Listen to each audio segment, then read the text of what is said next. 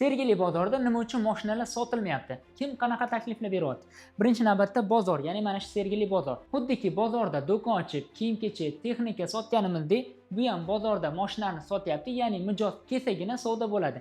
Endi bu yoqda salon ham yaqinda o'zini taklifini ishlab chiqdi, ya'ni bosh to'lov bilan oyiga 12 oyga 0% bilan. Bu bilan salon ham mana biz ham bormiz, o'zimizdan taklifimizni beramiz degan e'tibor jalb qilish uchun ishlab chiqildi. Mana endi bankda oladigan bo'lsak, bankda vazifasi aktiv yurish, ya'ni kredit chiqarish. Katta ehtiyoj qayerda? Katta ehtiyoj hozir mashinada bo'lgandan keyin siz xohlagan mashinani olib beradi va uni ustiga foiz bilan kredit qilib to'laysiz. Hozirgi vaqtda bo'lib to'lash odamlarga ko'proq qulay bo'lgani uchun bankka berilayotgan taklifi ko'pchilikga ma'qul kelyapti. Endi onlaynga o'tadigan bo'lsak, inomarkalarga juda ham zo'r ishlaydi, ya'ni har xil turdagi mashinalarni onlayn sotish juda ham yaxshi ishlayapti, onlaynga o'tishyapti. Men sizlarga mana shu 4 ta asosiy taklifni aytib o'tdim. Mana shu 3 ta asosiy taklifning ichida bozorda berayotgan taklifi qanchalik pastligini o'zingizlar guvoh bo'lishingiz mumkin.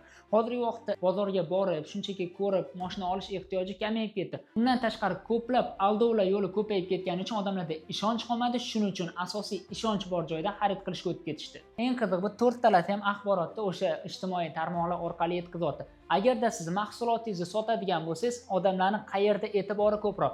Mana shu e'tibor ko'proq bo'lgan joyda sotadigan bo'lsangiz, o'z-o'zidan savdoga ta'sirini o'tkazadi.